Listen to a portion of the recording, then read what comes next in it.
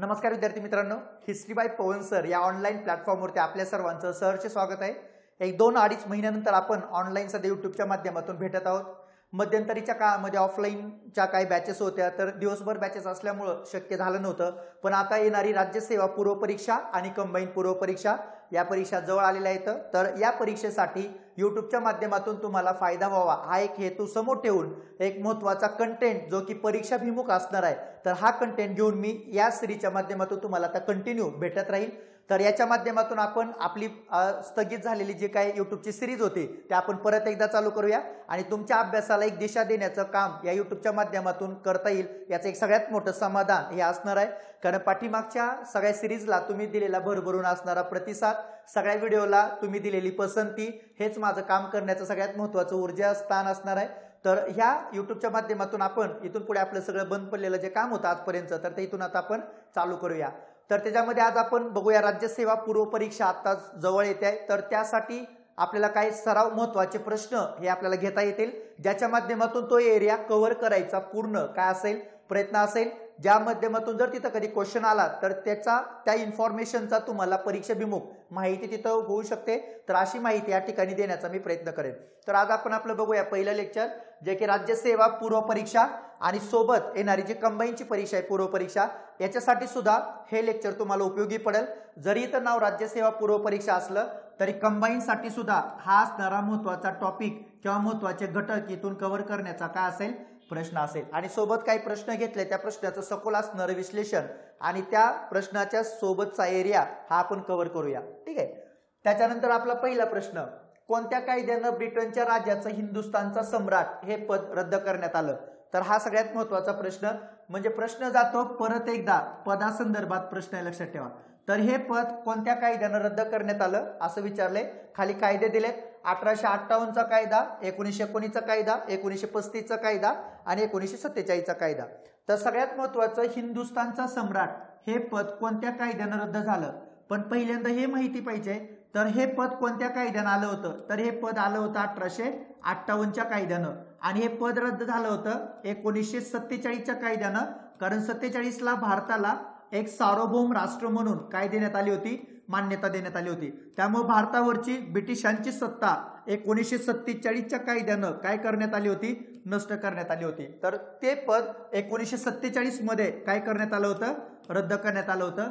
त्यामुळे इथून पुढे हिंदुस्थानचा सम्राट हा इंग्लंडचा राजा किंवा इंग्लंडची राणी नसेल असं सांगण्यात आलं होतं। त्यामुळे हे पद 1947 ला काय झालं, नष्ट झालं। तर प्रश्न होता पदासंदर्भात, तर हिंदुस्थानचा सम्राट हे पद केव्हा रद्द झालं? आता पाठीमागं परीक्षेला प्रश्न आलेला नाही, पण पुढे प्रश्न येऊ शकतो, असा कोणता कायदा आहे ज्या कायद्यानं भारताचा नामदारी प्रमुख हे इंग्लंडचा राजा किंवा राणी यांना करण्यात आलं? तर असा कोणता कायदा होता ज्या कायद्यानं नामदारी प्रमुख इंग्लंडचा राजा किंवा राणी झाले होते? तर त्या कायद्याचं उत्तर आहे, मग त्या प्रश्नाचं उत्तर 1858 चा कायदा। म्हणजे 1858 च्या कायद्यानं नामदारी प्रमुख म्हणून राजा राणी आले होते, तर ते हिंदुस्थानचा सम्राट असतील असं ठरवण्यात आलं होतं आणि हेच पद पुढे 1947 ला नष्ट झालं। त्यामुळे याचं उत्तर आहे 1947 चा कायदा, ज्या कायद्याने हे पद काय झालं, रद्द झालं, ठीक आहे। म्हणजे पद हे महत्त्वाचे असतात ज्याच्यावर परीक्षेला प्रश्न असतो। आणि भारताला स्वातंत्र्य भेटत असताना 1947 ला तर हा व्यक्ती हा इंग्लंडचा राजा हा शेवटचा राजा होता, जो की भारताचा शेवटचा हिंदुस्थानचा सम्राट म्हणून त्याला ओळखलं जातं, लक्षात ठेवा। तर हा शेवटचा होता। मग सगळ्यात महत्त्वाचे ज्यामध्ये 4 कायदे दिले, तर सगळ्यात महत्त्वाचा कायदा 1858 चा कायदा आहे, ज्या कायद्यावर परीक्षेला प्रश्न येतात। तर 1858 च्या कायद्यामध्ये सगळ्यात महत्त्वाचं ईस्ट इंडिया कंपनीची इतिश्री झाली होती, हे एक सगळ्यात महत्त्वाचं लक्षात ठेवा। प्रत्येक कायद्यामधलं थोडक्यात जे काही महत्त्वाचं असणार आहे ते आपण बघूया की 1858 च्या कायद्यामध्ये काय महत्त्वाचं आहे। तर ईस्ट इंडिया कंपनीचा शेवट झाला हे एक महत्त्वाचं। 1858 च्या कायद्यानं बोर्ड ऑफ डायरेक्टर यांची भारतावरची सत्ता काय झाली होती, नष्ट झाली होती। जे बोर्ड ऑफ डायरेक्टर 24 लोकांचं होतं जे भारताला चालवायचं, ज्यांच्याकडे ईस्ट इंडिया कंपनीचे शेअर्स होते हे लोक ह्या डायरेक्टर मध्ये होते, ते लोक भारतात ही सत्ता चालवत होते, तर त्यांची सत्ता भारतापुरती ही 1858 च्या कायद्यानं नष्ट करण्यात आली। नंतर 1858 च्या कायद्यानं काय नष्ट झालं, तर बोर्ड ऑफ कंट्रोल नष्ट झालं, लक्षात ठेवा। तर हे बोर्ड ऑफ कंट्रोल महत्त्वाचं आहे। मग बोर्ड ऑफ कंट्रोल कोणत्या कायद्यानं आलं होतं? तर बोर्ड ऑफ कंट्रोलला तुम्ही काय म्हणू शकता, नियामक मंडळ म्हणू शकता। आणि बोर्ड ऑफ कंट्रोल ज्या कायद्यानं आलं होतं तो कायदा होता 1784चा पिट्स इंडिया ऍक्ट. तर हे बोर्ड ऑफ कंट्रोल सुद्धा 1858च्या कायद्यानं काय करण्यात आलं, नष्ट करण्यात आलं किंवा रद्द करण्यात आलं. म्हणजे लक्षात ठेवा, आजपर्यंत आयोगानं आपल्याला प्रश्न एकच विचारलाय, कोणता, की ईस्ट इंडिया कंपनीचा शेवट कोणत्या कायद्यानं झाला, जे की 1858च्या. पण दोन गोष्टी अजून विचारायच्या बाकी आहेत, तिथं पुढच्या काळामध्ये प्रश्न असणार. तर काय विचारायचं बाकी आहे, तर बोर्ड ऑफ डायरेक्टर आणि बोर्ड ऑफ कंट्रोल किंवा हे नियामक मंडळ हे कोणत्या कायद्यानं नष्ट झालं, त्याचं उत्तर आहे 1858चा कायदा.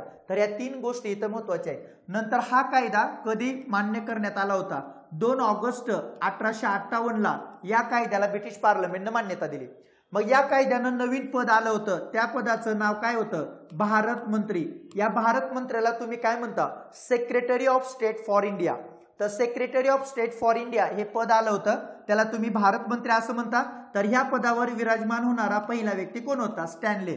आता लक्षात ठेवा, हिथं परीक्षेला प्रश्न कसा येऊ शकतो, तर आजपर्यंत आयोगाने विचारून झालेला आहे काय, की भारत मंत्री पद कोणत्या कायद्यानं आलं, त्या पदावर येणारा पहिला व्यक्ती कोण होता, हे विचारायचं बाकी आहे. की भारत मंत्री पद केव्हा रद्द झालं, तर भारत मंत्री पद हे 1947च्या कायद्यानं रद्द झालं. म्हणजे तो कायदा परत महत्वाचा. जर इथं हे प्रश्न विचारू शकतात, तर भारत मंत्री कधी नष्ट झालं हे पण येऊ शकतं. तर ते नष्ट झालं होतं 1947च्या कायद्यानं. प्रश्न यायचा बाकी आहे, भारत मंत्री शेवटचा कोण होता, ज्यावेळेस भारताला स्वातंत्र्य भेटलं, तर लिस्टवेल नावाचा व्यक्ती हा भारताचा शेवटचा भारत मंत्री आहे. ते पण लक्षात ठेवा, तिथं पण परीक्षेला प्रश्न येऊ शकतो. तो पण प्रश्न अजून आलेला नाही. ठीक आहे.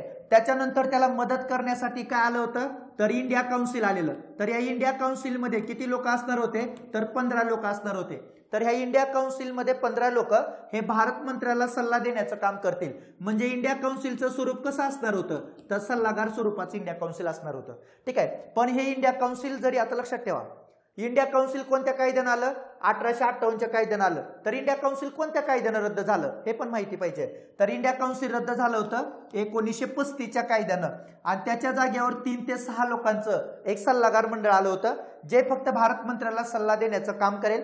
हा सल्ला त्यांच्यावर अजिबात बंधनकारक असणार नाही, लक्षात ठेवा. त्यामुळे सल्लागार मंडळ आले 1935च्या कायद्यानं. तर इंडिया काउन्सिल रद्द झालं 1935च्या कायद्यानं आणि 1858च्या कायद्यानं आलं होतं. मग भारतामध्ये नवीन पद आलं, त्या पदाचं नाव होतं व्हाईसराय. मग भारतामध्ये व्हाईसराय या पदावर येणारा पहिला व्यक्ती कोण होता, तर कॅनिंग होता, लक्षात ठेवा. आणि या व्हाईसरायला मदत करण्यासाठी आलं होतं एक्झिक्युटिव्ह काउन्सिल. ज्या एक्झिक्युटिव्ह काउन्सिलला तुम्ही काय म्हणता, कार्यकारी परिषद. तर ती कार्यकारी परिषद त्याला मदत करेल. म्हणजे अशा पद्धतीनं सगळं स्ट्रक्चर हे 1858च्या कायद्यामध्ये होतं. काय आलं आणि काय रद्द झालं हे लक्षात ठेवा. याच्यावर परीक्षेला प्रश्न असतो, कारण आजपर्यंत कोणकोणत्या गोष्टी लागू झाल्या याच्यावर प्रश्न आलाय, पण कधी कोणतं पद रद्द झालं हे अजून विचारलेलं नाही. हाच पुढचा 47चा कायदा आहे. जे 1858च्या कायद्यानं आलं होतं त्यातल्या बऱ्याच गोष्टी हा 1947च्या कायद्यानं काय झाले तर रद्द झालेत, कारण भारताला एक सार्वभौम राष्ट्र म्हणून काय भेटली तर मान्यता. मग 47चा कायदा कधी लागू झाला होता, तर 47चा कायदा लागू झाला होता 18 जुलै 1947ला. ही डेट महत्वाची लक्षात ठेवा. नंतर या कायद्यानं भारताचा नामधारी प्रमुख इंग्लंडचा राजा राणी नसेल हे सांगितलं. हिंदुस्थानचा सम्राट हे पद मात्र रद्द करण्यात आलं. त्याच्यानंतर 1947चा कायदा हा ब्रिटिश पार्लमेंटनं पास केलेल्या आजपर्यंतच्या कायद्यामधला सगळ्यात उदारमतवादी कायदा होता, सगळ्यात उदात्त कायदा होता. कारण का, कारण या कायद्यानं भारतावरची इंग्रजांची सत्ता काय करण्यात आली होती, नष्ट. तर हा पण प्रश्न आलेला, असा कोणता कायदा आहे जो सगळ्यात उदारमतवादी होता किंवा उदात्त होता, तर तो कायदा कोणता, तर तो कायदा होता 1947चा कायदा. म्हणजे जे 1858 आलं होतं का त्यातल्या बऱ्याच गोष्टी 47 नष्ट झाल्या. त्यामुळे हे दोन्ही पण गोष्टी महत्वाच्या आहेत, ज्या की पुढच्या काळामध्ये परीक्षेला प्रश्नाच्या स्वरूपामध्ये असतील, लक्षात ठेवा. ठीक आहे. त्याच्यानंतर 1919च्या कायद्याबद्दल आपण पुढे प्रश्न घेतले, तिथं बघूया सगळी माहिती. आणि 1935च्या कायद्यामध्ये काय बदल झाला, हा 19चा कायदा बघतानाच तिथं आहे. त्या दोन्ही गोष्टी आपण पुढच्या कायद्यामध्ये काय करूया, कव्हर करूया पुढच्या प्रश्नामध्ये. ठीक आहे. त्याच्यानंतर पुढचा प्रश्न, 1919चा इंडियन काउन्सिल ऍक्ट म्हणजे काय, तर 1919चा इंडियन काउन्सिल ऍक्ट म्हणजे मॉन्टफोर्ड सुधारणा कायदा. 1900 पहिलं वाक्य होतं. दुसरं वाक्य, 1909च्या कायद्यातील चुकांची दुरुस्ती करण्यासाठी पारित केलेला कायदा. तिसरं वाक्य, या कायद्याने भारतात जबाबदार राज्य पद्धतीची पायाभरणी केली. आणि चौथं वाक्य, त्याला मोर्ले मिंटो सुधारणा कायदा असंही म्हणतात. आता लक्षात ठेवा. तर 1919च्या काउन्सिल ऍक्ट बद्दल खालील विधानाचा विचार करायला सांगितलाय, आणि त्यातून पर्यायी बरोबर विधानं कोणते आहेत. मग तर सगळ्यात महत्वाचं, ह्याला मॉन्टफोर्ड कायदा म्हणतात का, तर म्हणतात. 1919च्या कायद्याला वेगवेगळे नाव आहेत, लक्षात ठेवा. त्याला अगोदर आपण उत्तर बघूया. त्याच्यानंतर दुसरा 1909च्या कायद्यातील चुकांची दुरुस्ती करण्यासाठी आला होता, कारण बऱ्याचशा गोष्टी इथं दिल्या नव्हत्या तर पुढच्या कायद्यानं सुधारणा करून द्यायच्या होत्या, त्यासाठी कायदा आलेला. या कायद्यानं भारतात जबाबदार राज्य पद्धतीची पायाभरणी केली, बरोबर आहे. आणि याला मोर्लेमिंटो कायदा असं म्हणत नाहीत. म्हणजे उत्तर अ ब क बरोबर आहे, लक्षात ठेवा. तर 2 नंबरचा पर्याय हे या प्रश्नाचं उत्तर आहे. आता सगळ्यात महत्वाचं 1919चा कायदा जो की महत्वाचा आहे. तर 1919च्या कायद्याला तुम्ही कोणत्या नावाने ओळखता? एक, तुम्ही त्याला मॉन्टफोर्ड कायदा म्हणू शकता. म्हणजे मॉन्टेग्यू चेम्सफोर्ड, जे की मॉन्टेग्यू भारताचे भारत मंत्री होते आणि चेम्सफोर्ड हे भारताचे व्हाईसराय होते, ह्या दोघांच्या विचारामधून आलेला कायदा. या कायद्याला तुम्ही गव्हर्नमेंट ऑफ इंडिया ऍक्ट असंही म्हणू शकता. ठीक आहे, तर गव्हर्नमेंट ऑफ इंडिया ऍक्ट असं या कायद्याला म्हणतात. या कायद्याला तुम्ही इंडियन काउन्सिल ऍक्ट असंही म्हणू शकता. काउन्सिलला अधिकार वाढवले होते, त्यामुळे इंडियन काउन्सिल ऍक्ट हे पण त्याचं नाव आहे.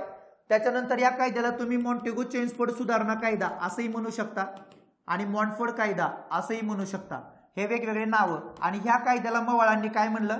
तर ह्या कायद्याला मवाळ म्हणले होते मॅग्ना चार्टा ऑफ इंडिया. तर मवाळ लोकांचं म्हणणं होतं मॅग्ना चार्टा ऑफ इंडिया हा कायदा. तर वेगवेगळ्या लोकांनी ह्या कायद्याला असे वेगवेगळे, मवाळांनी हे वेगळं नाव दिलं होतं, पण ह्या वेगळ्या नावाने पण हा कायदा ओळखला जातो. तर असा हा 1919चा कायदा महत्वाचा आहे.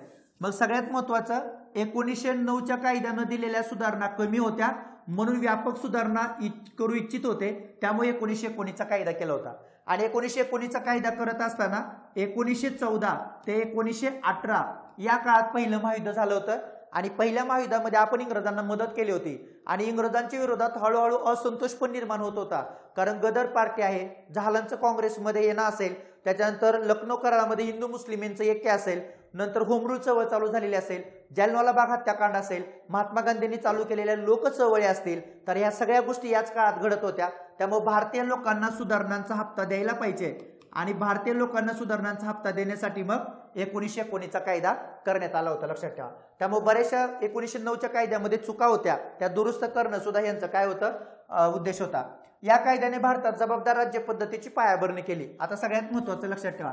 तर 1919च्या कायद्याचं स्ट्रक्चर काय होतं? तर 1919च्या कायद्यानं प्रांतात आणि केंद्रात बदल झाला होता. तर सगळ्यात महत्वाचं, केंद्रामध्ये आपल्याला जास्त अधिकार नव्हते. केंद्रामध्ये कनिष्ठ सभागृह आणि वरिष्ठ सभागृह हे तयार करण्यात आलं होतं.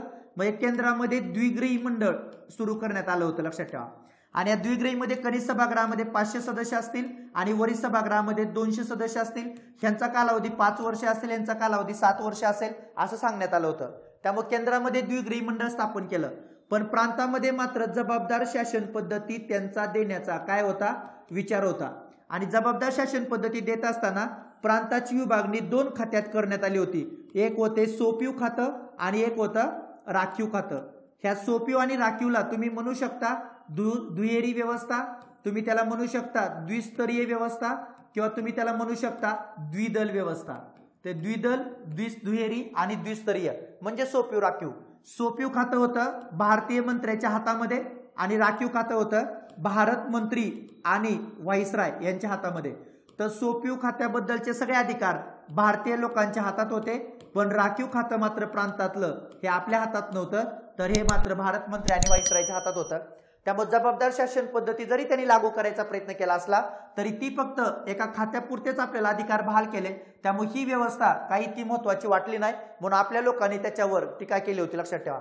त्यामुळे हा कायदा ज्यावेळेस झाला त्यावेळेस लोकमान्य टिळकांनी अग्रलेख लिहिले होते आणि ते अग्रलेख होते की जनाब दिल्ली तो बहुत दूर आहे, असं ते म्हणलेले. कारण आपल्याला दिल्लीमध्ये कधी अधिकार भेटणार, केंद्रात अधिकार कधी भेटणार. नंतर लोकमान्य टिळक म्हणले होते हे स्वराज्य नव्हे आणि त्याचा पाया पण नव्हे, कबूल वा ना कबूल, हे अग्रलेख लिहिले, लक्षात ठेवा. उजाडलं पण सूर्य कोठे आहे. तर हे सगळे लोकमान्य टिळकाचे अग्रलेख आणि त्यांनी या कायद्यावर केलेली काय होती? टीका. कारण केंद्रात भरीव सत्ता मिळण्याची अपेक्षा असताना केंद्रामध्ये आपल्याला अधिकार दिले नव्हते. तर हे सगळ्यात महत्वाचे 1919च्या कायद्यात होतं, लक्षात ठेवा. त्यामुळे प्रांतामध्ये जबाबदार शासन पद्धतीची पायाभरणी करायचा विचार जरी इंग्रजांनी इथं केला असला तरी सोपीव आणि राखीव हे 2 खाते होते. त्यातलं सोपीव खातंच आपल्या हातात होतं आणि राखीव खातं मात्र पूर्णपणे इंग्रजांच्या हातात होतं. यातले विषय सगळे इंग्रजांच्या हातात होते, तिथला पैसा सगळा इंग्रजांच्या हातात होता आणि तो आपल्याला दिला नव्हता. म्हणून इथं अधिकारामध्ये थोड्याफार काय होत्या? मर्यादा होत्या, लक्षात ठेवा. तर 1919च्या कायद्यानं केंद्रातलं स्ट्रक्चर आणि प्रांतातलं स्ट्रक्चर आपल्याला असं दिसतं. त्यामुळे जबाबदार राज्य पद्धतीची पायाभरणी इथंच केलेली आपल्याला दिसून येते. आणि हा कायदा करण्यासाठी मॉन्टेगो चेम्सफोर्ड ही सुधारणा समिती सुद्धा होती, लक्षात ठेवा. आणि या सुधारणा समितीमध्ये एक सदस्य भारतीय होता आणि या सदस्याचं नाव होतं भूपेंद्रनाथ बसू. आणि या व्यक्तीनं हा कायदा करायला इंग्रजांना काय केली होती, मदत केली होती. त्यामुळं मॉन्टेगो चेम्सफोर्ड सुधारणा समितीचा जो अहवाल होता का, हा अहवाल 1919च्या कायद्याचा प्रमुख आधार आहे, लक्षात ठेवा. आणि त्या अहवालातूनच तो कायदा आलेला आणि त्याच कायद्याचं नाव होतं मॉन्टफोर्ड सुधारणा कायदा किंवा त्याला इंडियन काउन्सिल ऍक्ट असं पण म्हणतात. त्यामुळे कनिष्ठ सभागृहामध्ये सदस्य संख्या झाली होती 145 आणि वरिष्ठ सभागृहामध्ये आता 500 आणि 200 लक्षात ठेवा, 145 आणि वरिष्ठ सभागृहामध्ये सदस्य संख्या होती 60. ते 500 आणि 200 हे दुसऱ्यातलं सांगितलं होतं, चुकून झालं ते, लक्षात ठेवा. तर 145 कनिष्ठ सभागृहामध्ये आणि वरिष्ठ सभागृहामध्ये 60 सदस्य. तर हे इथं आपल्याला सांगता येते, एवढं करेक्शन करून घ्या कारण ते नेहरू रिपोर्ट मधलं आठवलं, इथं मी तुम्हाला सांगितलं. ठीक आहे. तर कनिष्ठ सभागृहामध्ये 145 सदस्य आणि वरिष्ठ सभागृहामध्ये 60 सदस्य. तर हे त्याचं महत्वाचं आहे. तर अशा पद्धतीने केंद्रामधली सदस्य संख्या ठरवण्यात आली होती आणि प्रांतात मात्र सोपिओ आणि राखीवची व्यवस्था होती. ठीक आहे. आणि मोर्लेमेंटो सुधारणा कायदा तर हा 1909चा कायदा आहे, ज्या कायद्यानं मुस्लिमांना स्वतंत्र मतदारसंघ देण्यात आले होते. ते त्या कायद्याचं सगळ्यात महत्वाचं काय होतं, वैशिष्ट्य होतं. ठीक आहे. त्याच्यानंतर 1919चा मॉन्टेगो चेम्सफोर्ड कायद्याबाबत खालील कोणत्या तरतुदी होत्या. भारतीय मंत्र्याचा पगार इंग्लंडच्या तिजोरीतून दिला जावा, म्हणजे भारत मंत्र्याचा. भारतीय उच्च आयुक्त हा भारताच्या व्हाईसरायचा इंग्लंड मधील प्रतिनिधी म्हणून काम पाहिल.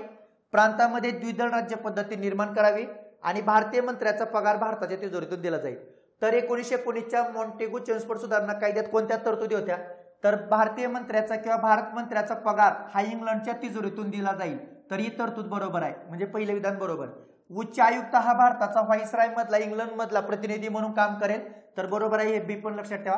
प्रांतामध्ये द्विदल राज्य पद्धती निर्माण करावी, 1919च्या कायद्याचे विधान बरोबर आहे. भारतीय मंत्र्याचा पगार भारताच्या तिजोरीतून दिला जावा, तर ही मात्र तरतूद त्याच्यामध्ये कुठेही नव्हती, लक्षात ठेवा. म्हणजे उत्तर ABC हे बरोबर आपल्याला सांगता येतं, म्हणजे 1 नंबरचं हे या कायद्याचं उत्तर आहे. ठीक आहे. तर 1919चा कायदा भारत मंत्र्याचा पगार इंग्लंडच्या तिजोरीतून दिला जाईल. आता लक्षात ठेवा, जे भारतामध्ये बोर्ड ऑफ कंट्रोल आलं होतं, तर हे बोर्ड ऑफ कंट्रोल आलं होतं भारतामध्ये 1784च्या कायद्यानं, जो की 1784चा पिट्स इंडिया ऍक्ट होता. आणि या बोर्ड ऑफ कंट्रोलचा हेड होता भारत सचिव. तर जे उच्च अधिकारी होते किंवा भारत सचिव होता, तर यांचा पगार हा भारताच्या तिजोरीतून द्यायला सुरुवात झाली होती 1793च्या चार्टर ऍक्टनं, लक्षात ठेवा. त्यामुळे 1793च्या चार्टर ऍक्टनं हा पगार भारताच्या तिजोरीतून दिला जाईल असं सांगण्यात आलं. पुढे 1858चा कायदा झाला आणि भारत सचिव हाच पुढे भारत मंत्री बनला, लक्षात ठेवा. आणि त्या उच्च अधिकाऱ्यांचे पगार भारतीय तिजोरीतून दिले जातील अशी तरतूद करण्यात आली. पण सगळ्यात महत्वाचं, ही तरतूद 1793च्या कायद्यामध्ये आहे, पण ही तरतूद 1919च्या कायद्यानं नष्ट झाली आणि भारत मंत्र्याचा पगार आता भारताच्या तिजोरीतून नाही, तर हा पगार इंग्लंडच्या तिजोरीतून केला जाईल असं 1919च्या कायद्यामध्ये स्पष्ट उल्लेख करण्यात आला होता. कारण पहिल्या महायुद्धामध्ये आपण इंग्रजांना खूप मदत केली होती, खूप पैसा दिला होता. तर त्याच्या कुठेतरी त्यांनी विचार केला असणार आणि म्हणून त्यांनी तो पगार इंग्लंडच्या तिजोरीतून द्यायला सुरुवात केली. पण हा पगार कधीपासून दिला होता भारताच्या तिजोरीमधून, 1793चा चार्टर ऍक्ट, हा चार्टर ऍक्ट लक्षात ठेवा. नंतर भारतीय उच्च आयुक्त हा भारताच्या व्हाईसरायचा इंग्लंड मधील प्रतिनिधी म्हणून काम करेल, तर हे पण लक्षात ठेवा. या कायद्याचं सगळ्यात महत्वाचं वैशिष्ट्य काय, एक नवीन पद आलं होतं आणि या पदाचं नाव होतं हाय कमिशनर. काय नाव होतं या पदाचं, हाय कमिशनर. या पदाला म्हणतात भारतीय उच्च आयुक्त. ठीक आहे. तर या पदाला म्हणतात भारतीय उच्च आयुक्त किंवा त्याला म्हणतात इंडियन हाय कमिशनर. हे 3 नावं एकच आहेत, हे तिन्ही नावं लक्षात ठेवा. ठीक आहे. हाय कमिशनर, उच्च आयुक्त, इंडियन हाय कमिशनर. तर हे पद आलं होतं 1919च्या कायद्यानं. हे पद भारताच्या व्हाईसरायचा इंग्लंड मधील प्रतिनिधी म्हणून तो इंग्लंड मध्ये काम करणार. ह्याचा पगार मात्र आपण भारताच्या तिजोरीतून देणार, लक्षात ठेवा. ठीक आहे. आणि याचा कालावधी किती वर्ष असणार, 6 वर्ष असणार. 6 वर्ष तो काम करणार. तर असा हा व्यक्ती असणार होता, त्या पदाचं नाव होतं हाय कमिशनर. मग या हाय कमिशनर या पदावर येणारा पहिला व्यक्ती कोण होता, हा योगाचा क्वेश्चन आहे. तर पहिला व्यक्ती होता सर विल्यम स्टीव्हन्स मेयर, हे पहिले हाय कमिशनर होते. त्याच्यानंतर पहिले भारतीय हाय कमिशनर कोण होते, सर दादिबा मेरवानजी दलाल, हे पहिले भारतीय हाय कमिशनर आहेत.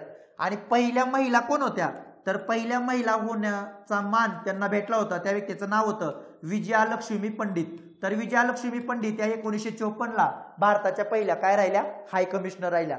हे 3 पद लक्षात ठेवा, 3 व्यक्ती ते महत्वाचे आहेत. विल्यम स्टीव्हन्स मेयर विचारून झालंय, बाकीचे 2 विचारायचं बाकी आहे, ते पुढच्या काळामध्ये विचारलं जाऊ शकतं. तर हे पद आलं होतं ज्या कायद्याचं नाव होतं 1919चा कायदा. प्रांतामध्ये द्विदल राज्य पद्धती निर्माण करावी हे पण तरतूद होती, कारण प्रांतामध्ये सोपीव आणि प्रांतामध्ये राखीव अशी व्यवस्था म्हणजे द्विदल व्यवस्था ही 1919च्या कायद्याचं वैशिष्ट्य आहे. आणि ही व्यवस्था कोणत्या कायद्यानं नष्ट झाली, तर ही व्यवस्था नष्ट झाली होती 1935च्या कायद्यानं. आणि 35च्या कायद्यानं प्रांतामध्ये काय आली होती, पूर्ण स्वायत्तता आली होती. तर पूर्ण स्वायत्तता निर्माण केली होती 1935च्या कायद्यानं. तर असा हा कायदा लक्षात ठेवा. तर या कायद्याचे हे सगळं वैशिष्ट्य आपल्याला सांगता येतील. ठीक आहे. त्याच्यानंतर न्यायमूर्ती रानडेंनी डेक्कन ॲग्रिकल्चर रिलीफ ऍक्ट या कायद्याचं स्वागत केलं, कारण या कायद्यानं सावकारापासून शेतकऱ्यांचं रक्षण होणार होतं आणि या कायद्यानं शेतकऱ्यांची कर्जाच्या भारापासून मुक्तता होणार होती. तर दोन्ही विधानं काय आहेत, बरोबर आहेत. तर यासाठी त्यांनी या कायद्याचं काय केलेलं, स्वागत केलेलं. आता लक्षात ठेवा, डेक्कन ॲग्रिकल्चर रिलीफ ऍक्ट याच्यावर किंवा या संदर्भात इथं जी परिस्थिती घडली या परिस्थितीवर प्रत्येक परीक्षेला तुम्हाला प्रश्न दिसेल. आता याची सुरुवात कुठून होते, तर सगळ्यात महत्वाचं याची सुरुवात होते दक्कनच्या दंग्यापासून. काय सुरुवात होते, दक्कनच्या दंग्यापासून. मग पहिल्यांदा तुम्हाला हे माहित पाहिजे दक्कनचे दंगे का झाले, काय कारण होतं. तर सगळ्यात महत्वाचं 3 प्रदेश लक्षात ठेवायचे, हे दक्कनच्या दंग्याचं कारण आहे. इथं होतं सगळ्यात महत्वाचं इंग्लंड, इथं होतं अमेरिका आणि इथं होतं भारत. भारतामध्ये महाराष्ट्र, महाराष्ट्रामध्ये दक्कनचा भाग, दक्कनमध्ये पुणे आणि नगर, हे लक्षात ठेवा. ठीक आहे. काय परिस्थिती होती, तर इंग्लंडमध्ये औद्योगिक क्रांती झाली होती. इंग्लंडमध्ये मोठ्या प्रमाणात कापडाचं उत्पादन व्हायचं आणि कापडासाठी कच्चा माल लागायचा. कच्चा माल अमेरिकेमधून इंग्लंडला पुरवठा व्हायचा. ठीक आहे. तर मोठ्या प्रमाणामध्ये हा माल इंग्लंडला येत राहिला. परिणाम काय झाला, तर इथं कापडाचं उत्पादन वाढलं. ठीक आहे. उत्पादन वाढल्यानंतर त्याच्या मोठ्या प्रमाणात विक्री केली गेली आणि त्याच्यातून मोठ्या प्रमाणात नफा भेटला.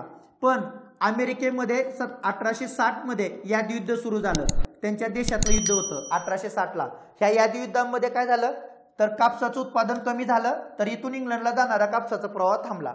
मग इथला कापसाचा प्रवाह भारतातून चालू झाला. पुढं भारतातून महाराष्ट्रामधून दक्कनच्या भागामधून पुणे आणि नगरमध्ये खूप शेतकऱ्यांनी कापूस लावायला सुरुवात केली.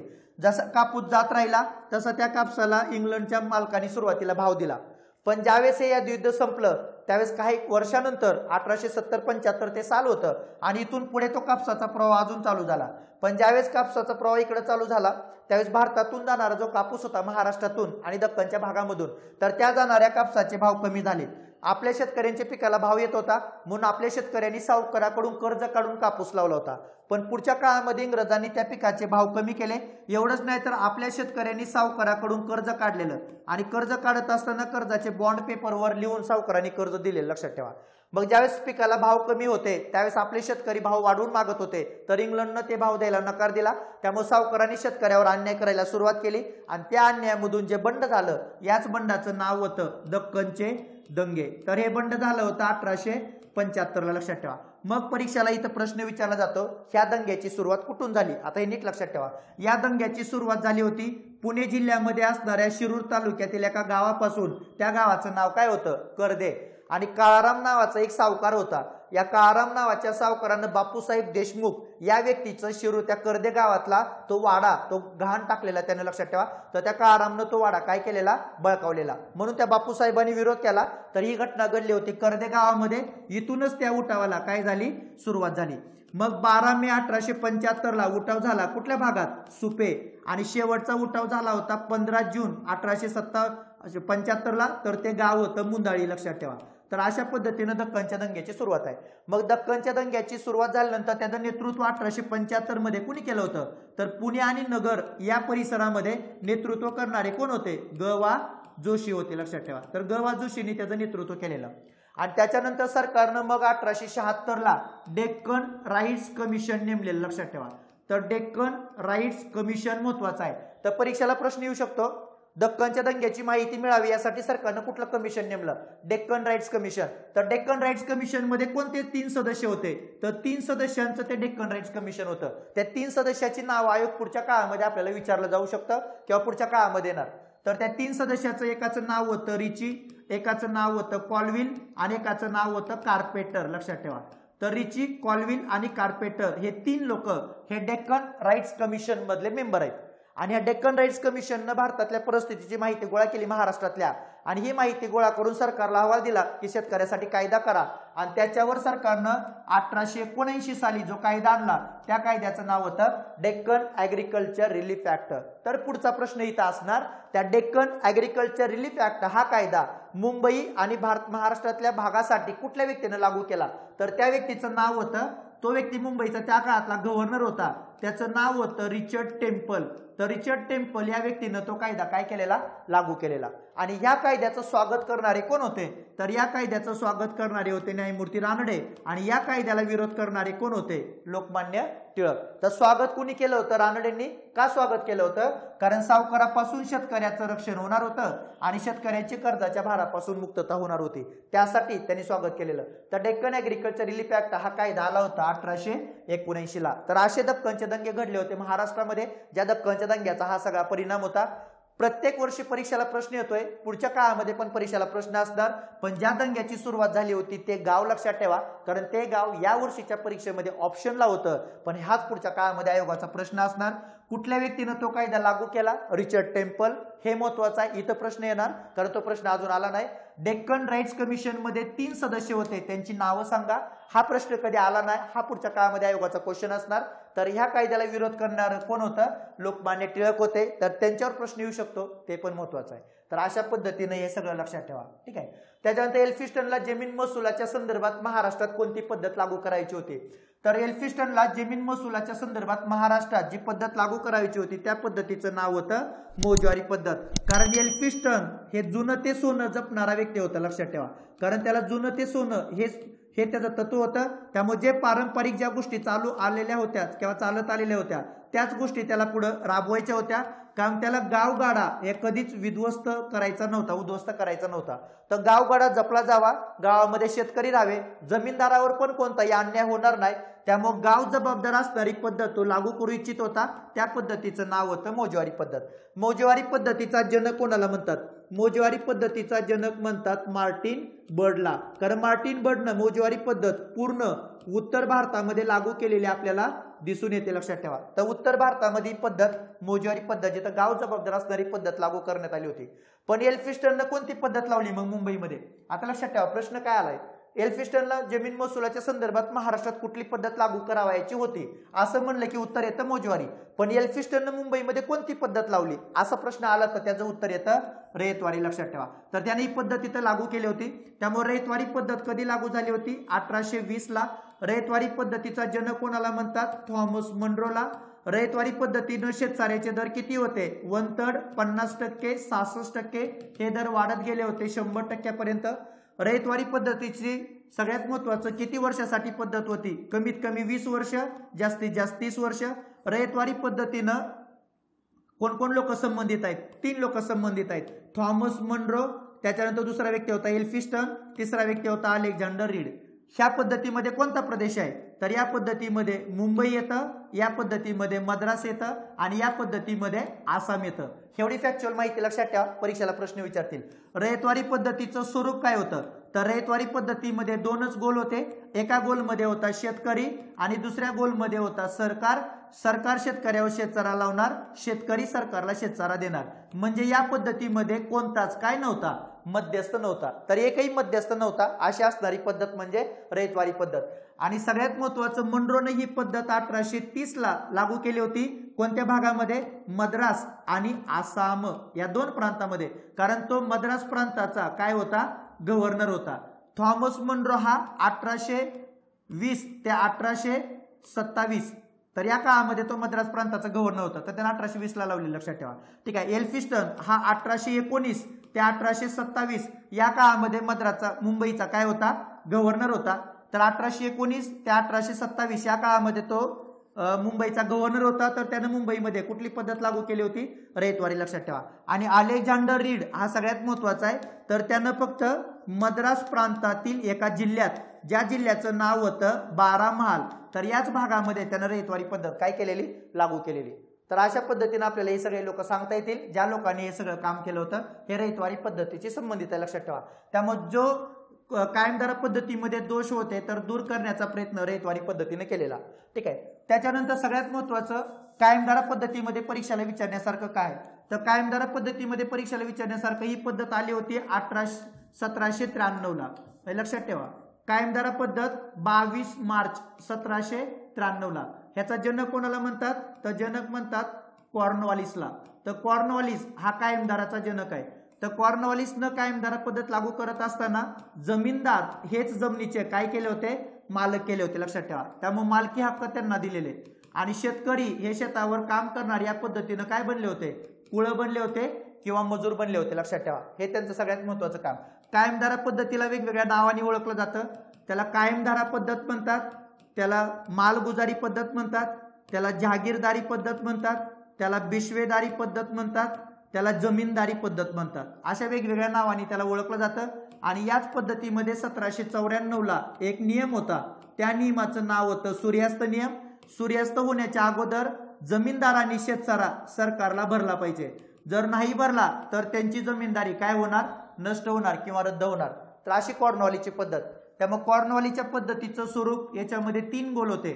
एका गोलमध्ये होते शेतकरी, दुसऱ्या गोलमध्ये होते जमीनदार आणि तिसऱ्या गोलमध्ये होता सरकार. लक्षात ठेवा. आता लक्षात ठेवा, सरकार आणि शेतकरी यांचा कसला संबंध नव्हता, पण सरकार आणि जमीनदार यांचा संबंध होता आणि जमीनदार आणि शेतकरी यांचा संबंध होता. त्यामुळे जमीनदार हे सगळ्यात महत्वाचं काय होते? मध्यस्थ होते. आणि मध्यस्थ म्हणून मालकी हक्क त्यांच्याकडे दिलेले. तर अशी पद्धत लागू केली होती कॉर्नवॉलिसनं.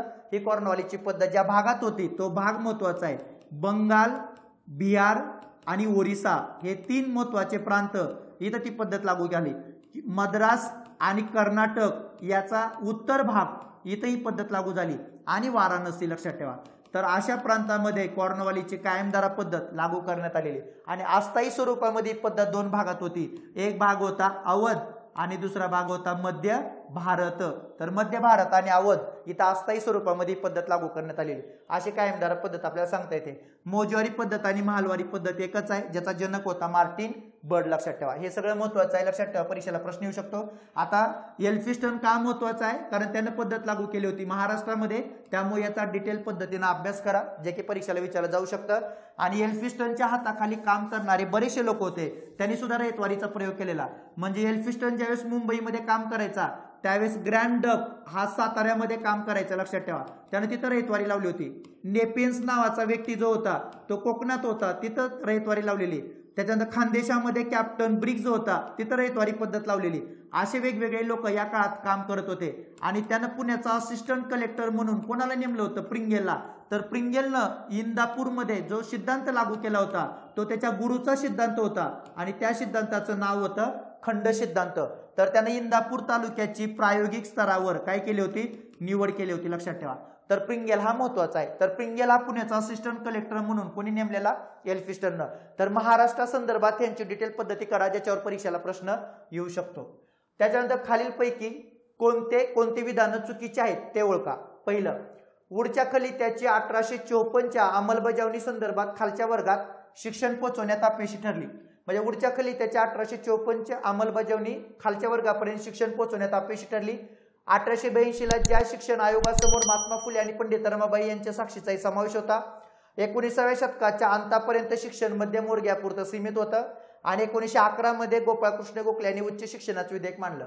आता कोणते विधान चुकीचे आहेत असं ओळखलंय? आता सांगितलं आपल्याला. पहिलं विधान बरोबर आहे, कारण 1854चा जो उडचा खलिता होता त्यानं शिक्षण कार्य सर्वसामान्य लोकांपर्यंत पोहोचवण्यासाठी अपयशी ठरलं होतं. बरोबर आहे. 1882 मध्ये हंटर कमिशन होतं. तर या हंटर कमिशन समोर महात्मा फुले आणि पंडित रमाबाई यांनी साक्ष दिल्या होत्या. हे पण बरोबर आहे. 19व्या शतकामध्ये शिक्षण मध्यम वर्गापुरतं होतं. हे पण बरोबर आहे. पण ड विधान चुकीचं आहे, कारण 1911 मध्ये गोपाळकृष्ण गोखले यांनी उच्च शिक्षणाचं विधेयक मांडलं. तर उच्च नव्हतं, तरी शिक्षण मांडलं होतं. कुठल्या गटासंदर्भात? तर प्राथमिक. त्यामुळे ड विधान चुकीचं आहे. त्याचं उत्तर आहे ड नंबर. लक्षात ठेवा. आता गोपाळकृष्ण गोखले हे महत्वाचे व्यक्ती, त्यांनी 1910 साली विधेयक तयार केलेलं. आणि हे विधेयक तयार केलं होतं प्राथमिक शिक्षणासाठी, ज्याच्यामध्ये वयोगट होता 6 ते 10. तर या मुलांना मोफत आणि सक्तीचं शिक्षण द्यावं असं विधेयक त्यांनी मांडलं खरं, पण हे विधेयक 1911ला काय केलं होतं? फेटाळलं गेलं होतं. लक्षात ठेवा. पण हे विधेयक आपण 100 वर्षांनी पुढे पास केलं होतं. ज्यावेळेस काँग्रेसचं सरकार होतं त्यावेळेस 2009ला त्यांनी राईट टू एज्युकेशन ऍक्ट आणला होता आणि 2010 साली ते विधेयक संसदेमध्ये पारित झालं. त्यावेळेस भारताचे पंतप्रधान श्री मनमोहन सिंग होते, लक्षात ठेवा. तर त्यांनी भाषण करताना गोपाळकृष्ण गोखलेंनी मांडलेल्या विधेयकाचा उल्लेख केला होता, कारण त्या काळामध्ये एक पहिले समाजसुधारक होते ज्यांनी हे विधेयक मांडलं, पण इंग्रजांची सत्ता होती त्यामुळे ते विधेयक पास झालं नाही. पण आज मला आनंद होतोय की हे विधेयक मी पास करतोय की आमचं सरकार पास करतंय, असं त्या भाषणाचा अंश होता. त्यांनी त्या ठिकाणी भाषण पण केलेलं आणि राईट टू एज्युकेशन ऍक्ट आलेला. त्यामुळे हे शिक्षण जे विधेयक होतं का हे प्राथमिक शिक्षणासाठी होतं, उच्च शिक्षणासाठी नव्हतं, लक्षात ठेवा. नंतर 1854 ला वुडचा खलिता आला. तर वुडचा खलिता महत्वाचा आहे, कारण या वुडच्या खलित्यानं 1857 साली 3 विद्यापीठ आले होते. पहिलं कलकत्ता, दुसरं मुंबई, तिसरं मद्रास. तर या तिन्ही विद्यापीठाचे पदवीधर लक्षात ठेवा, तिथं परीक्षेला प्रश्न असतो. कलकत्ता विद्यापीठाचे पदवीधर बंकिमचंद्र चटर्जी होते. नंतर मुंबई विद्यापीठाचे पदवीधर 4 लोक पदवीधर आहेत, न्यायमूर्ती रानडे, भांडारकर, वामन मोडक, बाळमंगेश वागळे हे लोक. त्याच्यानंतर मुंबई विद्यापीठाचे MA पास झालेल्या पहिल्या महिला काशीबाई देवदेकर, हे नाव लक्षात ठेवा, तिथं प्रश्न विचारला जाऊ शकतो. मुंबई विद्यापीठ अस्तित्वात येण्याच्या अगोदर तिथं कोणतं कॉलेज होतं, तर विल्सन कॉलेज होतं. जॉन विल्सनचं जे पौरात्य शिक्षणासाठी ते बांधलं होतं, तर त्याच कॉलेजला पुढे मुंबई विद्यापीठाचा दर्जा दिलेला. त्याच्यानंतर मुंबई विद्यापीठातून पहिल्यांदा कायद्याचं शिक्षण घेणाऱ्या कोण होत्या, कॅरोलिना सोरबजी होत्या, हे लक्षात ठेवा. मुंबई विद्यापीठामधून संस्कृत विषयासाठी जी स्कॉलरशिप दिली जाते ती कोणाच्या नावाने दिली जाते, जगन्नाथ शंकर सेठ यांच्या नावाने दिली जाते, ते पण महत्वाचं आहे. मुंबई विद्यापीठामध्ये पहिले फेलो म्हणून कोण आलं, जगन्नाथ शंकर सेठ आले. तर त्यांच्यावर आता कंबाईनला प्रश्न विचारला होता. मुंबई विद्यापीठाबद्दलचं सगळं नाव लक्षात ठेवा. नंतर मद्रास विद्यापीठाचे पहिले पदवीधर होते CW पिल्लई, ठीक आहे. त्याच्यानंतर 1882 ला हंटर कमिशन होतं, त्यांच्यासमोर कोणी साक्ष दिल्या, महात्मा फुलेंनी साक्ष दिली, पंडिता रमाबाईंनी साक्ष दिल्या. त्याच्यानंतर तुमचे सर सय्यद अहमद खान यांनी साक्ष दिली होती. त्याच्यानंतर मामू कुंटे नावाची व्यक्ती होते, त्यांनी साक्ष दिली होती. त्याच्यानंतर सीताराम हरी चिपळूणकर होते, यांनी पण साक्ष दिलेली. असे बरेच लोक होते की ज्या लोकांनी साक्ष दिली होती, लक्षात ठेवा, ठीक आहे. तर ह्या सगळ्या लोकांचा साक्षमध्ये उल्लेख आहे. तर पंडिता रमाबाईंनी साक्ष दिली होती मराठीमध्ये. तर सौ मिचेल नावाच्या महिला होत्या, त्यांनी ती साक्ष इंग्रजीमध्ये करून हंटर कमिशनला सांगितलेली. महात्मा फुलेंचं म्हणणं होतं 12 वर्षापर्यंत शिक्षण मुलांना मोफत आणि सक्तीचं करा. हंटर कमिशन जे प्राथमिक शिक्षणासाठी आलेलं कमिशन होतं, प्राथमिक आणि माध्यमिक हे त्यांचं कार्यक्षेत्र होतं.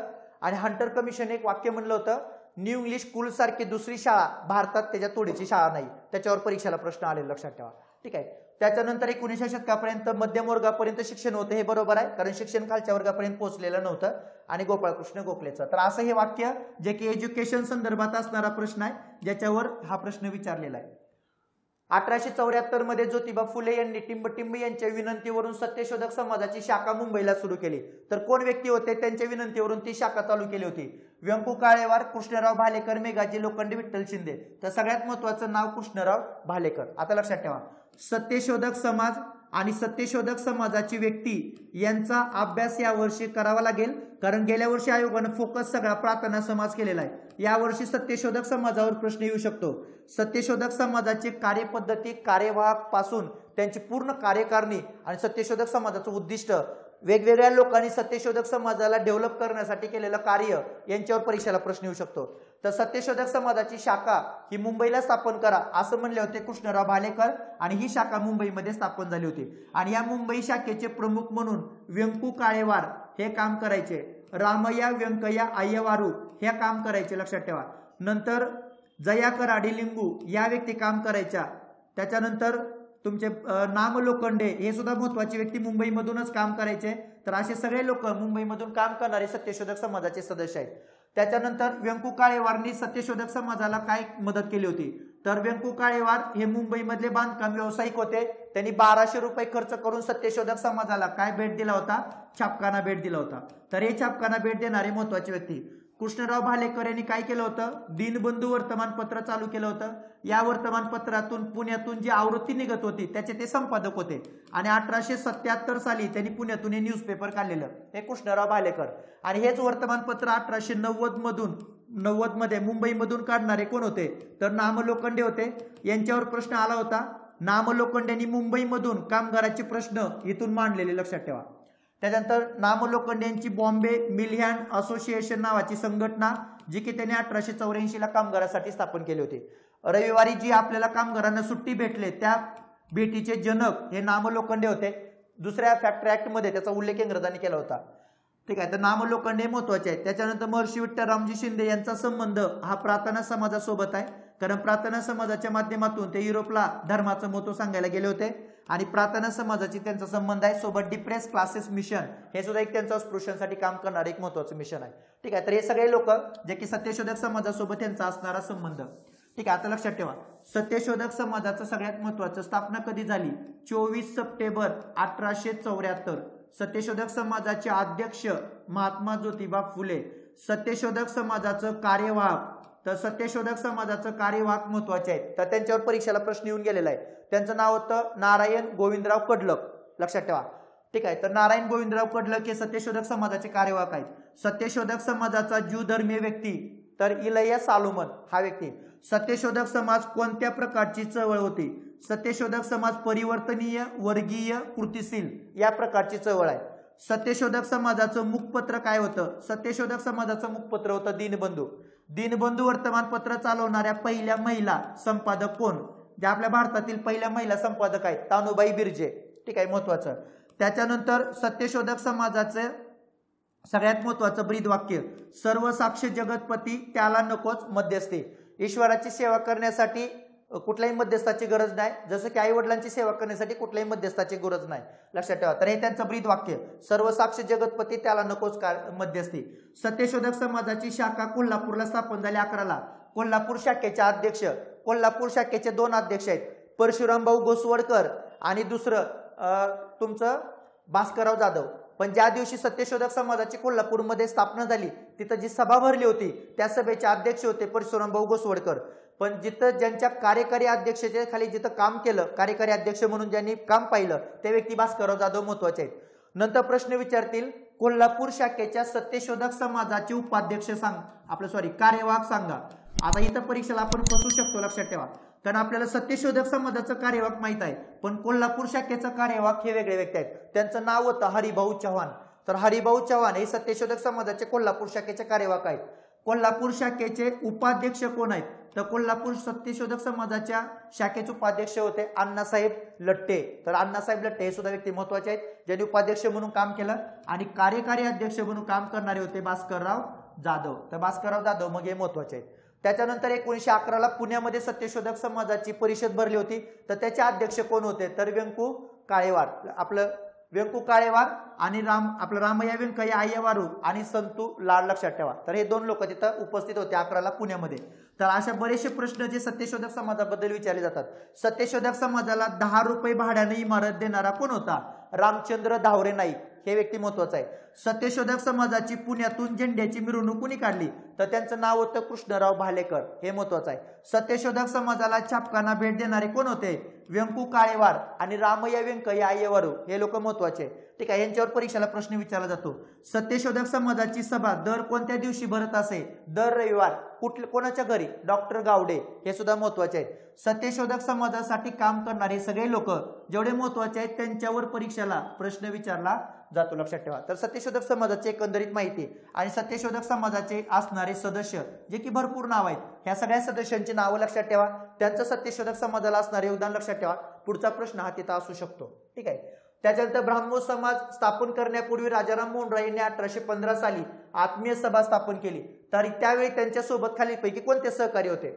द्वारकानाथ टागोर, प्रसन्न कुमार टागोर, राजेंद्रलाल मिश्र, राजा कली, शंकर घोषाल, आनंद प्रसाद बॅनर्जी, केशवचंद्र सेन, देवेंद्रनाथ टागोर. तर सगळ्यात महत्वाचं आत्मीय सभेमध्ये कोण होतं?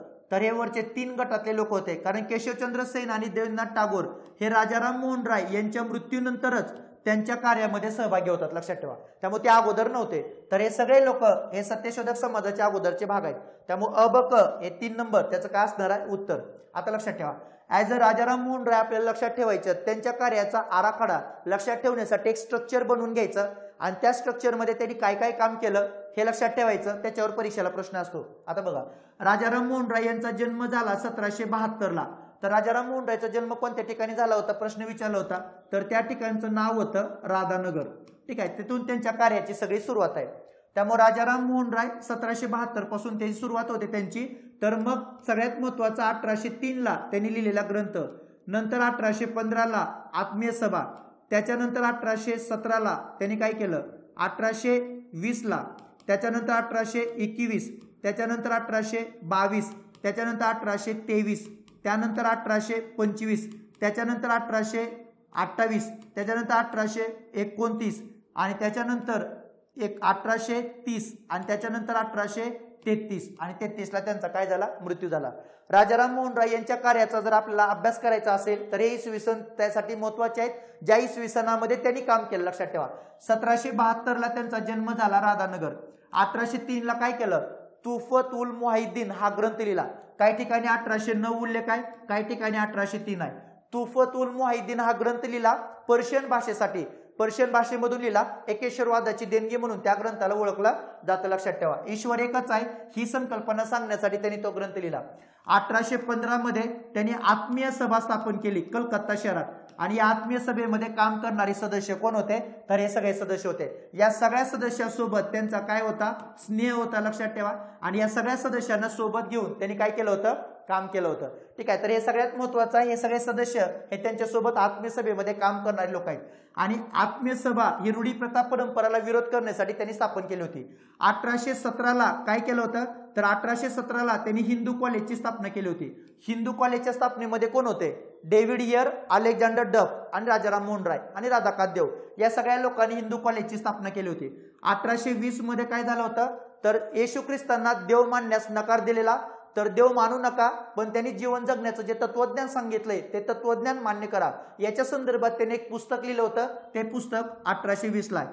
The precept of Jesus to peace guide and happiness हे त्या पुस्तकाचं नाव. लक्षात ठेवा 1820ला. 1821-22ला काय केलं होतं, तर 1820 आणि 22ला त्यांनी 2 न्यूजपेपर काढले, एक संवाद कैमुदी आणि दुसरं मिरात उल अखबार. 1821चं जे संवाद कैमुदी होतं ते बंगाली भाषेमध्ये होतं आणि 1822चं मिरात उल अखबार हे वर्तमानपत्र होतं जे पर्शियन भाषेमध्ये होतं. असे 2 न्यूजपेपर त्यांनी चालू केलेले. 1823ला त्यांनी परवाना कायदा आला होता. तर या परवाना कायद्यानं जॉन ॲडमचा कायदा आहे, तर या कायद्यानं त्यांचं मिरात उल अखबार वर्तमानपत्र बंद झालं होतं. तर ते वर्तमानपत्र बंद झालं कारण ते वर्तमानपत्र चालू करायला परमिशन घेतली नव्हती. 1823 मध्येच अजून एक घटना होती, सती पद्धत बंद करण्यासाठी अर्ज केला होता. त्या अर्जावर 2 लोकांच्या सह्या होत्या, एक राजाराम मोहन राय आणि दुसरे जगन्नाथ शंकर सेठ. आणि ही पद्धत बंद झाली होती पुढे 1829ला. सती पद्धत बेंटिंगनं पहिल्यांदा बंगालमध्ये बंद केली आणि नंतर मुंबई आणि मद्रासमध्ये 30ला बंद झाली. 1825ला काय केलं होतं, वेदांत कॉलेज काढलं होतं. वेदांत कॉलेज कशासाठी होतं, तर भारतीय भाषेतून भारतीय वाङ्मयाचं पण शिक्षण द्यावं आणि पाश्चिमात्य वाङ्मयाचं पण शिक्षण द्यावं. तर दोन्ही शिक्षणासाठी वेदांत कॉलेजची स्थापना आहे. 1828ला ब्राह्मो समाजाची स्थापना केली होती. ब्राह्मो समाज रूढी प्रथा परंपराला विरोध करण्यासाठी केलेला हा समाज होता. तर ब्राह्मो समाज महत्वाचा आहे. नंतर सती पद्धत बंद झाली. त्यानंतर 1830 मध्ये अलेक्झांडर डफ नावाचा व्यक्ती होता, एक मिशनरी होते, त्यांना स्कॉटिश चर्च कॉलेज काढायला मदत केली होती. आणि स्कॉटिश चर्च कॉलेज 1830ला आलेलं राजाराम मोहन रायनी मदत आहे. आणि 1830ला ते इंग्लंडला गेले होते दुसऱ्या अकबराला पेन्शन वाढ करण्यासाठी आणि 33ला त्यांचा इंग्लंडमध्ये ब्रिस्टॉल या ठिकाणी मृत्यू झाला. म्हणजे राजाराम मोहन राय यांचं जर कार्य बघायचं आहे तर 1772 पासून या सगळ्या गोष्टी 1833 पर्यंत त्यांनी केलेल्या कार्याचा आढावा एक स्पेशल आपलं लेक्चर आहे राजाराम मोहन राय यांच्याबद्दल युट्यूबला. ते लेक्चर नक्की बघा. त्या लेक्चरवर समजा प्रश्न आला तर सगळा एरिया तुमचा काय होईल, कव्हर होईल. आणि त्यासोबत कोण लोक होते, तर हे सगळे लोक. तर या सगळ्या लोकांबरोबर त्यांचा स्नेह होता. या सगळ्या लोकांबरोबर त्यांनी काम केलेलं आणि हेच काम त्यांचं पुढे महत्वाचं आहे आत्मीय सभेच्या माध्यमातून. ठीक आहे. त्याच्यानंतर सगळ्यात महत्त्वाचं, जर तुम्हाला ऑनलाईन बॅचेस घ्यायचे असतील तर हिस्ट्री बाय पवन सर या ॲपवरती तुम्हाला वेगवेगळ्या बॅचेस आहेत. त्यामध्ये संयुक्त पूर्व आणि मुख्यची बॅच आहे, राज्यसेवा पूर्व मुख्यची आहे, संयुक्त गट ब आणि क पूर्व आणि मुख्यची बॅच आहे, प्राचीन मध्ययुगीनची बॅच आहे, वन डे रिव्हिजन बॅच आहे. सगळ्यात महत्त्वाचं वन डे रिव्हिजन बॅच आता राज्यसेवा पूर्वसाठी तयार केलेल्या आहे, ज्यामध्ये टोटल 14 लेक्चर आहेत. त्याची फी आहे 249 रुपये. तर या लेक्चरचा कालावधी 1 महिना असणार आहे. तर 1 महिन्यामध्ये लेक्चर तुम्ही 2 वेळा पाहू शकता. तर हे ॲप घेऊन तुम्ही तिथं त्या वन डे रिव्हिजन बॅचेस काय करू शकता, बघू शकता. ठीक आहे. नंतर 1848 मध्ये ही सभा अस्तित्वात होती. डॉक्टर भाऊदाजी लाड, विश्वनाथ मंडलिक, गोविंद मडगावकर यांनी या संस्थेला नावारूपाला आणलं, खूप कार्य केलं.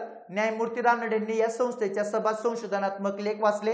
ही सभा कोणती, तर 1848 मध्ये कोणती सभा आली होती, तर ह्याच्यामध्ये 4 उत्तर आहेत. तर ह्याच्यामध्ये सगळ्यात महत्वाचं ज्ञान प्रसारक सभा हे त्याचं उत्तर आहे. तर ज्ञान प्रसारक सभेची स्थापना 1848. ज्ञान प्रसारक सभेची स्थापना मुंबईमध्ये. ज्ञान प्रसारक सभेचे संस्थापक दादोबा पांडुरंग तरखडकर. ज्ञान प्रसारक सभेला कोणी विकसित केलं असे प्रश्न असतात, तर भाऊ महाजन. तर भाऊ महाजन यांनी या सभेला विकसित केलं होतं. या सभेचे सचिव कोण होते? तर या सभेचे सचिव होते मामा परमानंद. तर मामा परमानंद या सभेचे सचिव आहेत. या सभेसमोर कोणत्या व्यक्तीनं लेख वाचले? तर लेख वाचणाऱ्या व्यक्तीचं नाव होतं न्यायमूर्ती रानडे. आणि या सभेला नावारूपाला आणण्यासाठी कोणत्या सदस्यांनी काम केलं? तर ते सदस्य होते भाऊदाजी लाड, विश्वनाथ मंडलिक, गोविंद मडगावकर. हे 3 सदस्य महत्वाचे आहेत. या 3 सदस्यांनी नावारूपाला आणलं. अशी सभा मुंबईमध्ये स्थापन केली. या सभेचं नाव होतं ज्ञानप्रसारक सभा. आणि या सभेसोबत दादाबाई नौरोजी यांनी सुद्धा काम केलेलं. त्यांचा सुद्धा संबंध या सभेसोबत होता, लक्षात ठेवा. आणि दादोबा पांडुरंग तरखडकर हे आपल्यासाठी इतके महत्वाचे आहेत. यांच्या प्रत्येक सभेवर परीक्षेला काय येतोय? प्रश्न येतोय कंटिन्यू. तुम्ही लक्षात ठेवा, परमहंस सभा. ठीक आहे. तर हे सगळं या सभेचं ज्ञानप्रसारकचं. पण परमहंस सभा पण महत्वाची आहे. परमहंस सभा 1849 ला स्थापना. परमहंस सभेची स्थापना कुठे झाली होती? मुंबईला. संस्थापक कोण होते? दादोबा पांडुरंग तरखडकर. सभा कशा पद्धतीने काम करायची? गुप्त पद्धतीने, लक्षात ठेवा. सभेला हेच कल्टी मारायची, येतच नव्हते दादोबा. ठीक आहे. आणि एक टोपण नावानं लेखन करायचे आणि वाचायला द्यायचे. हे टोपण नाव होतं एक जगद्वासी आर्य. हे टोपण नाव, ह्या टोपण नावानं लिखाण करायचे आणि वाचायला द्यायचे. गुप्त सभेचे अध्यक्ष कोण असायचे? बाळ रामकृष्ण जयकर नावाची व्यक्ती. ठीक आहे. तर हे याचे गुप्त सभेचे अध्यक्ष असायचे. परमहंस सभा याला का गेली? कारण गुप्त पद्धतीने काम करायची, त्यामुळे कार्याबद्दल काय निर्माण झाला होता? संशय. नंतर परमहंस सभेचे सगळ्यात महत्वाचं प्रश्न विचारला जाऊ शकतो. तर परमहंस सभाच्या वेगवेगळ्या शाखा होत्या. तर नगरच्या शाखेचे अध्यक्ष कोण होते विचारून झाले. मुहम्मद कासिमबाई ढालवानी हे अध्यक्ष आहेत. कुठल्या शाखेचे? नगरच्या. तर पुण्यामध्ये पण काम करायची संघटना, तर त्याचे अध्यक्ष पुढच्या काळात विचारतील. केशव शिवराम भवाळकर. तर हे व्यक्ती आपल्याला काय दिसतील? पुणे शाखेचे अध्यक्ष दिसतील, लक्षात ठेवा. तर परमहंस म्हणजे हंसाची उपमा दिली होती.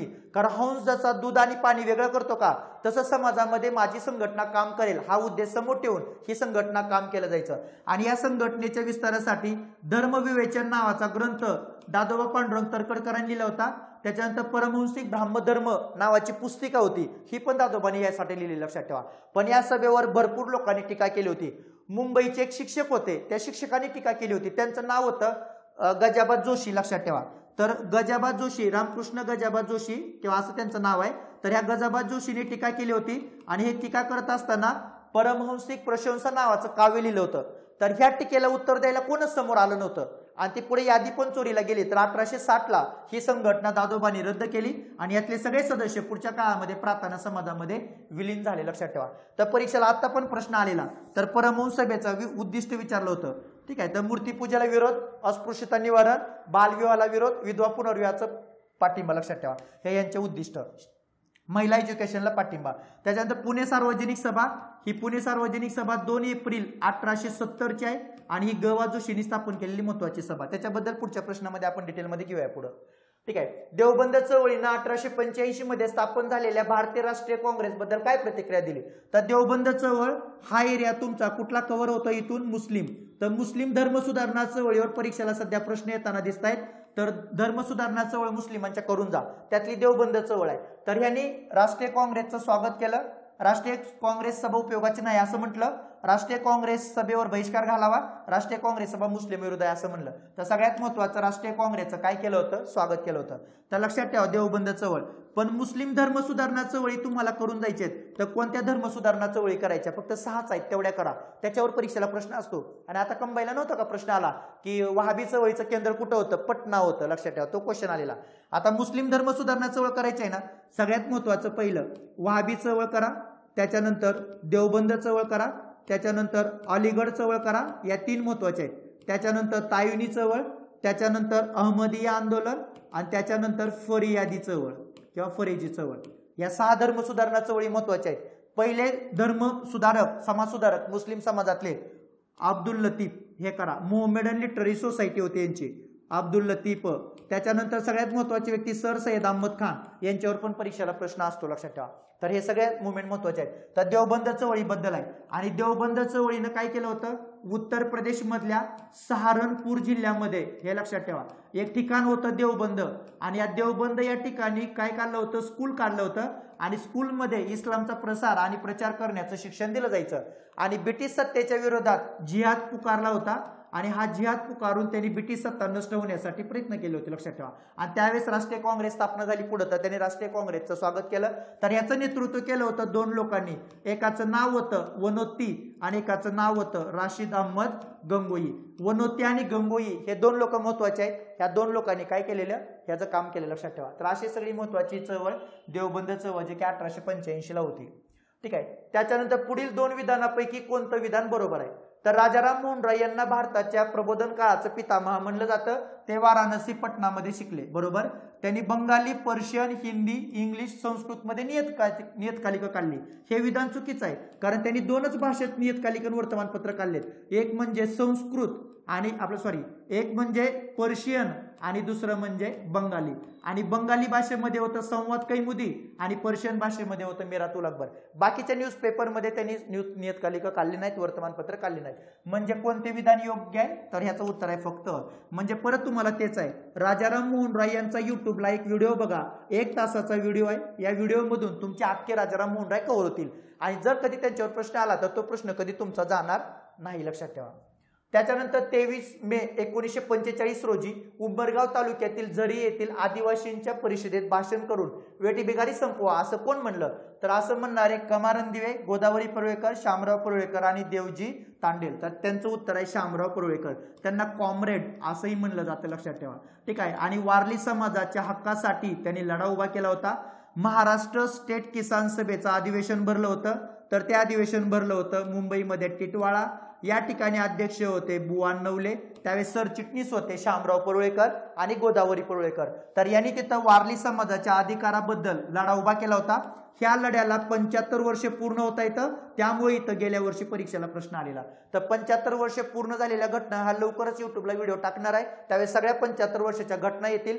त्यावेळेस वारली समाजाच्या लढ्याबद्दल गोदावरी परुळेकरांनी जे पुस्तक लिहिलं होतं, त्या पुस्तकाचं नाव होतं जेव्हा माणूस जागा होतो. तर हे पुस्तक लक्षात ठेवा. ह्या पुस्तकाला 50 वर्ष पूर्ण होता येतं, त्यामुळे परीक्षेला प्रश्न येऊ शकतो, जेव्हा माणूस जागा होतो. तर हे त्यांचं पुस्तक आहे. आणि शामराव परुळेकरांचं पुस्तक आहे वारल्यांचं बंड. तर हे पण पुस्तक त्यांनी या नावानं लिहिलेलं आहे. हे पण त्यांचं पुस्तक महत्वाचं आहे. तर महाराष्ट्र स्टेट किसान सभेच्या माध्यमातून वारली समाजाचे प्रश्न सोडवण्यासाठी ज्यांनी तो लढा दिला, तर हा लढा देणारे हे दोघं कॉम्रेड जे की महत्वाचे आहेत, त्यांच्यावर परीक्षेला प्रश्न आलेला आहे. त्याच्यानंतर जोड्या लावा. तर हा टॉपिक जातो संघटना, याच्यावर लक्षात ठेवा. तर आपण संघटनासाठी एक युट्यूबला स्पेशल लेक्चर बनवलेला आहे, ज्यामधून तुम्हाला भारतातल्या सर्व संघटना कव्हर होतील. ते संघटना सुद्धा बघा, प्रश्न आणि उत्तराच्या स्वरूपामध्ये संघटना आहेत. तर द लंडन इंडियन, त्याच्यानंतर ईस्ट इंडिया, इंडियन सोसायटी आणि सार्वजनिक सभा, या 4 संघटनांपुढे त्यांचं वैशिष्ट्य आहे. लंडन इंडियन, तर उमेशचंद्र बॅनर्जी त्याचे सचिव होते, हे बरोबर आहे, लक्षात ठेवा. ईस्ट इंडियन, सेवानिवृत्त इंग्रज असोसिएशन, आपल्या सेवानिवृत्त इंग्रज अधिकाऱ्यांची ती काय होती, कमिटी होती, लक्षात ठेवा. नंतर इंडियन सोसायटी आनंद मोहन बोस संबंधित आहेत. आणि सार्वजनिक सभा आरंभी पुणे असोसिएशन असं नाव होतं, नंतर ती सार्वजनिक सभा बनली. हे सगळं बरोबर आहे. तर उत्तर 1 2 3 4 असंच आहे, त्यामुळे 1 नंबरचा पर्याय. आता या संघटनासाठी युट्यूबचं एक लेक्चर आहे, ते लेक्चर तुम्हाला आपल्या टेलिग्रामला पिन करून ठेवलंय. टेलिग्राम चॅनल लक्षात ठेवा, @history 188 हा टेलिग्राम चॅनल जॉईन करून ठेवा. याच्यावर तुम्हाला पिन करून ठेवलेले एक लेक्चर आहे, ज्यामध्ये संघटनेचं लेक्चर सापडेल. सगळ्या संघटना कव्हर केलेत आणि स्पेशल याचा संदर्भ आहे महाराष्ट्रातल्या संघटना डिटेलमध्ये केलेत. एक प्रश्न संघटनेवर असतो, तो तिथून कव्हर होऊन जाईल तुमचा. ठीक आहे. बॉम्बे प्रेसिडेन्सी असोसिएशन ही संस्था स्थापन करण्यास पुढील पैकी कोणत्या लोकांनी मदत केली, तर बॉम्बे प्रेसिडेन्सी असोसिएशन ही संघटना 1885 ला मुंबईमध्ये स्थापन झाली होती. तर याचे महत्वाचे व्यक्ती फिरोजशाह मेहता आणि बद्रुद्दीन तय्यबजी होते. भाऊ महाजन आणि बादशाह जांभेकर यांचा संबंध नव्हता. आणि यांच्यासोबत अजून एक व्यक्ती होते, केटी तेलंग. त्यामुळे ए आणि डी हे त्याचं उत्तर आपल्याला सांगता येतं, लक्षात ठेवा. तर ए आणि डी इथं 4 नंबरचा पर्याय येते. ठीक आहे. आणि यांना सगळ्यात महत्वाचं ब्रदर्स इन लॉ म्हणतात, कारण हे सगळे लोक वेगवेगळ्या धर्माचे होते. यांच्यावर इंडियन नॅशनल काँग्रेसचं अधिवेशन भरवण्याची जबाबदारी होती. आणि ह्या जबाबदारीमधून त्यांनी काय केलं होतं, काँग्रेसचं अधिवेशन भरवलेलं. तर मुंबईमधले सगळ्यात महत्वाचे. आणि फिरोजशाह मेहता होते का, ते तर 1885 पासून 1915 पर्यंत मुंबईचे अनभिषिक्त काय होते, राजा होते. कारण सगळं काँग्रेसवर त्यांचंच वर्चस्व चालायचं, जो की आता कंबाईनला प्रश्न आलेला. लखनौ करारावर खालीलपैकी कोणी सह्या केल्या होत्या, तर टिंबटिंब आणि जिना यांनी राष्ट्रीय सभा आणि मुस्लिम लीग यांच्यात राजकीय ऐक्य घडवून आणण्याचा प्रयत्न केला, तर सही केली होती लोकमान्य टिळकांनी. तर लोकमान्य टिळक आणि जिना यांच्या सह्या होत्या. तर या सह्या करणारे दोन लोक. तर 1916चं काँग्रेसचं अधिवेशन भरलं होतं लखनौला. ह्या लखनौ अधिवेशनाचे अध्यक्ष होते अंबिकाचरण मुजुमदार. तर इथं लखनौ ऐक्य झालेलं आणि इथं लखनौ करार झालेला. तर लखनौ ऐक्य झालं होतं दोन गटात. ते गट होते जहाल आणि मवाळ. आणि करार झालेला दोन संघटनांमध्ये इंडियन नॅशनल काँग्रेस आणि मुस्लिम लीग. इंडियन नॅशनल काँग्रेसचं ध्येय होतं साम्राज्याअंतर्गत स्वराज्य मिळवणं आणि मुस्लिम लीगचं ध्येय होतं स्वतंत्र मतदारसंघ. ह्या दोन्ही मागण्याला एकमेकांना मान्यता द्यायची आणि त्या गोष्टी मान्य करण्यासाठी काय करायचं, मदत करायची. लक्षात ठेवा. तर चळवळ उभी करायची. तर या करारावर सह्या करणारे दोन लोक जिना आणि लोकमान्य टिळक. तर जिना यांना हिंदू मुस्लिम राष्ट्रीय ऐक्याचे दूत असं कोण म्हणलं, तर आयोगाचा प्रश्न होता. तर त्या म्हणल्या होत्या सरोजिनी नायडू. लक्षात ठेवा. आणि या ठिकाणी या हिंदू मुस्लिम ऐक्य करत असताना महात्मा गांधी पण भारतात 1915ला आले होते. त्यामुळे या तिघांच्या विचारामधून हिंदू मुस्लिम ऐक्य साधण्याचा इथं काय झालेला, प्रयत्न झालेला. तर महत्वाचं आहे, लक्षात ठेवा. तर सगळ्यात महत्वाचं, राज्यसेवा पूर्व परीक्षेसाठी जी वन डे बॅच लॉन्च केली आहे, तर त्याची फी 249 रुपये आहे. हिस्ट्री बाय पवन सर या ऍपवर तुम्हाला ती बॅच भेटेल, ज्या 14 लेक्चरमध्ये राज्यसेवा पूर्वचा सगळा रिव्हिजन रिकॉल तुमचं व्यवस्थित होऊ शकतं. जर बॅच जॉईन करायची असेल तर ऍप डाउनलोड करा. त्या ऍप डाउनलोड करून सर्व तिथं तुम्हाला माहिती दिलेली आहे. लक्षात ठेवा. ठीक आहे. तर हे सगळी माहिती तुम्ही तिथं व्यवस्थित बघू शकता. ऍपवर सगळी माहिती आहे, व्यवस्थित बघा. जॉईन करायचं असेल तर स्टोअर मधून तुम्ही ती बॅच जॉईन करू शकता. ठीक आहे. ज्याच्यामध्ये सर्व कव्हर करण्याचा प्रयत्न केलेला आहे. तर अशा पद्धतीनं हे 15 प्रश्न आणि या 15 प्रश्नाचे एरिया जे की आपल्या इथं कव्हर होतात. ज्या 15 प्रश्नांमधून तो एरिया कव्हर करण्याचा प्रयत्न केलाय. येणाऱ्या परीक्षेमध्ये नक्कीच तुम्हाला फायदा होईल. आणि कंटिन्यू हे लेक्चर आवडलं तर लाईक करा, कमेंट करा, शेअर करा. हे सगळ्यात महत्त्वाचं आहे, कारण येणारं लेक्चर लगेच तुमच्यासाठी परत एकदा युट्यूबला घेऊन येईल. आणि येणाऱ्या परीक्षेसाठी अशीच आपण सिरीज चालू करूया. त्यामुळे जे लोक ग्रामीण भागामध्ये अभ्यास करतात त्यांना या सिरीजचा मोठ्या प्रमाणात फायदा होईल. जसं की पाठीमागच्या परीक्षेला झाला. तर त्या लेक्चरसाठी मी नेहमीच कटिबद्ध असेल आणि ते सगळे घेऊन येण्याचा प्रयत्न माझा नक्की असेल. धन्यवाद.